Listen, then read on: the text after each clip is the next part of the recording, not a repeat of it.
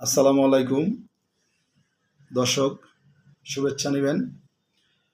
আমার আজকের আলোচনার বিষয় হলো বাংলাদেশ জাতীয়তাবাদী দল বিএনপি ও আমাদের স্বাধীনতা। আপনারা জানেন, বিএনপি অবশ্যই দীর্ঘ 16 বছর যাবৎ বিভিন্নভাবে আন্দোলন সংগ্রামের রাজপথে থেকেছেন। বিএনপির অনেক নেতারা, অনেক কেন্দ্রীয় নেতারা বিভিন্নভাবে সরকারের সাথে আঁতাত করে টিকে আছেন, বিভিন্নভাবে পালিয়ে বেড়াচ্ছেন, গুহের ভিতরে থেকে রাজনীতি করে গেছেন। আবার অনেক নেতারা আছে সামনে থেকে বারবার কারাবরণ করেছেন। আমার দুঃখিত, আমি বিএনপিকে বলতে বাধ্য হচ্ছি যে গত 15-16 বছরে বিএনপির ভিতরে আমি একজন আবু সাইদকে খুঁজে পাই নাই, আমি একজন মুগ্ধকে খুঁজে পাই নাই, যারা যারা সামনে থেকে বুক পেতে দিবে গুলি খাওয়ার জন্য। এমন একজন নেতাকর্মী বিএনপিতে খুঁজে পাই নাই।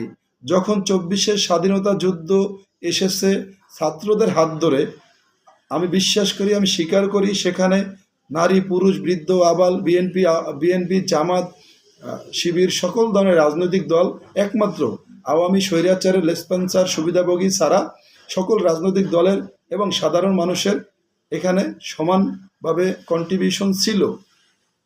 এবং যা আমরা নেতৃত্বে ছিল আমাদের ছাত্র জনতা। এবং এই ছাত্র জনতার ভিতরে যে সাহসটা আমরা দেখেছি, আমাদের প্রথম শহীদ মনে হয় আমার এই যে আবু সাইদ, রংপুরে আবু সাইদ, আপনারা দেখেছেন কিভাবে দুহাত প্রসারিত করে সে নিজের বুকে গুলি নিয়েছে। অথচ গত 16 বছরে আমি বিএনপির একজন নেতাকর্মী এরকম পাই নাই যে নিজের বুকে গুলি নেওয়ার জন্য প্রস্তুত। আমরা দেখেছি তারা কিভাবে রাজনীতি করেছে। আমি তাদের সমালোচনা করব না, কারণ রাজনৈতিক প্রতিহিংসায় পড়ে গেলে কিছু করার থাকে না। কিন্তু একজন মুগ্ধ যদি পারে দুহাত প্রসারিত করে গুলি নিতে, তাহলে একজন বিএনপি নেতা কেন পারে না? দেখেন না, 2-4 জন মরে যেতেন, আমরা দেখতাম, আমরা রাস্তা নামতাম, কিন্তু না, আমরা সেগুলো দেখি নাই। যখন 24-এর স্বাধীনতা ছাত্র জনতার বৈপ্লবিক ভূমিকার কারণে, যখন ছাত্র জনতার গণ অভ্যুত্থানের কারণে, যখন আমাদের দেশের প্রত্যেকটা নাগরিকের অবদান ছিল সেই যুদ্ধে, এমন সময় এই স্বৈরাচারকে আমরা পদত্যাগ করতে বাধ্য করেছি, দেশ ছাড়তে বাধ্য করেছি, স্বৈরাচার মুক্ত হয়েছি আংশিক। এখন পর্যন্ত বাংলাদেশ স্বৈরাচার মুক্ত না, কারণ স্বৈরাচারের বিভিন্ন লেসপেন্সাররা বিভিন্ন পজিশনে আছেন এবং বিভিন্ন ধরনের, আপনারা জানেন, জুডিশিয়ারি কু করার চিন্তা করেছিল, সেটাও আমরা প্রতিহত করেছি। স্বৈরাচাররা এখনও আমাদের পিছনে লেগে আছে এই স্বাধীনতাকে নস্যাৎ করতে, স্বাধীন বাংলাদেশকে ধ্বংস করতে।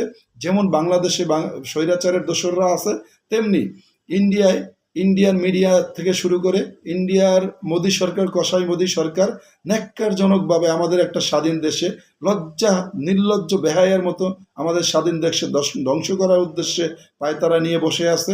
সেই মোদী সরকার, সেই ভারতীয় মিডিয়ারা ন্যাক্কারজনকভাবে একটার পর একটা মিথ্যা অপপ্রচার চালিয়ে যাচ্ছে।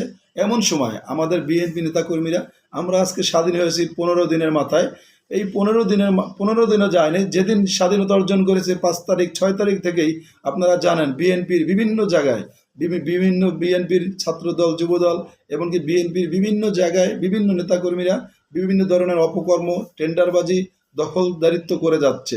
আপনারা কি দখলদারিত্ব করার সময় পান না? 15-16 বছর কি করেছেন আপনারা? কেন আপনাদেরকে এখন নেমে পড়তে হবে? আমি তার মানে আমি এটাকে প্রশ্রয় দিচ্ছি না যে ক্ষমতা আসা পরে করবেন। আমি বলতে চাচ্ছি, আপনাদেরকে এত অধৈর্য আপনারা কিভাবে হয়ে গেলেন? আপনারা দখলদারিত্বে নেমে গেলেন কেন? এই দেশ তো দখলদারিত্বের হাতে দেওয়ার জন্য দেশ স্বাধীন হয় নাই ভাই। যেখানে আপনাদের কেন্দ্রীয় পর্যায় থেকে সিনিয়র ভাইস চেয়ারম্যান জনাব তারেক রহমান বিদেশে থেকে বারবার ভিডিও বার্তার মাধ্যমে বারবার আপনাদেরকে নির্দেশনা দিয়ে যাচ্ছেন, কোনো প্রকার নৈরাজ্য সৃষ্টি করলে বিএনপি ঠাঁই দেবে না, কোনো প্রকার নৈরাজ্যকারীকে বিএনপি আশ্রয় দেবে না, প্রশ্রয় দেবে না, সহ্য করবে না। দেশে ভবিষ্যতের রাষ্ট্রনায়ক জনাব তারেক রহমান, যাকে আমরা মনে করি, সেই তারেক রহমান জনক বারবার আপনাদেরকে দিক নির্দেশনা দিচ্ছে। আপনারা সেই দিক নির্দেশনাকে ওভারটেক করে কেন আপনারা নিজেরাও লেগে আছেন, অন্যের সাথে লেগে আছেন, দখলদার হিসেবে লেগে গেছেন। দখল, ক্যাম্পাস দখল, হল দখল, এই যে জায়গা মানে জমি দখল, এই খাস জমিতে আপনার পার্টি অফিস করা, কেন এত কিছু কেন করতে হবে? আপনারা জানেন এখনও সব ধরনের 2008-এর নির্বাচনে আমরা যখন দেখেছি যে নির্বাচনের দিন সকালবেলা বিএনপির অপকর্মগুলো যেভাবে মিডিয়ায় প্রচার হতো, আপনারা মনে রাখবেন যদি আপনারা এগুলো থেকে সরে না আসেন, এই বাংলাদেশের জনগণ আবারও আপনাদেরকে প্রত্যাখ্যান করবে, ঘৃণাভরে প্রত্যাখ্যান করবে। কারণ আপনারা তাদেরকে বোঝাতে ব্যর্থ, আপনাদের অপকর্ম থেকে তারা শিক্ষা নেবে, তারা আপনাদের ঘৃণা করবে।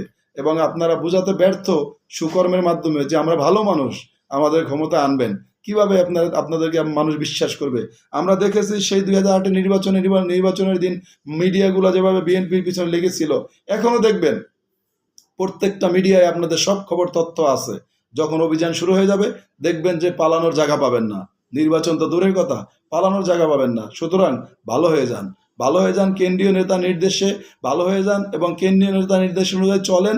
দেখবেন ভবিষ্যৎ বাংলাদেশ আপনাদের হাতে।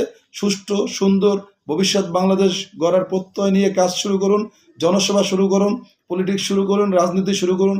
রাজনীতির যে সহজ রাজনীতি, ইয়ং জেনারেশন ম্যাক্সিমাম এখন বিএনপির যারা আছেন, আপনারা রাজনীতিকে পরিবর্তন করে, রাজনীতির সেই দুর্গন্ধ পরিবর্তন করে কিভাবে ভালোভাবে দেশকে এগিয়ে নিয়ে যায়, সামনের দিকে এগিয়ে নিয়ে যাওয়া যায় সেই চিন্তা করে তেমন রাজনীতি সম্পৃক্ত হন, তেমন রাজনীতি শুরু করুন। দেখবেন এই দেশের মানুষ আপনাদেরকে মাথায় তুলে রাখবে। অন্যথায় এই দেশের মানুষ আওয়ামী লীগের মতো আপনাদেরকে প্রত্যাখ্যান করবে। আমি একটা জিনিস কিছুতেই বুঝতে পারি না, যে দলটা 16 বছর এত অন্যায় অত্যাচার গুম খুনের শিকার হয়ে রাজপথে ছিল, কোনো না কোনোভাবে টিকেই ছিল, সেই দলটার এখন কি হলো যে দুদিনের স্বাধীনতা তারা নস্যাৎ করার জন্য উঠে পড়ে লেগেছে? এই ধরনের আগাছা বিএনপিতে আমরা দেখতেছি, পর্যায়ক্রমে পরিষ্কার করা হচ্ছে। আমরা চাইব আরও পরিষ্কার হোক। আর সবার প্রতি আমার মানে বিশ্বাস থাকবে, আবেদন থাকবে, আপনারা এগুলোকে পরিহার করে নিজেদেরকে ভালোভাবে উপস্থাপন করুন, ভালো রাজনীতির শিক্ষা নেন, ভালো রাজনীতি গড়ার প্রত্যয় কাজ করুন। অবশ্যই বাংলাদেশ আপনাদের হাত ধরে ভালো কিছু আসবে আমরা বিশ্বাস করি। ধন্যবাদ। আল্লাহ হাফেজ।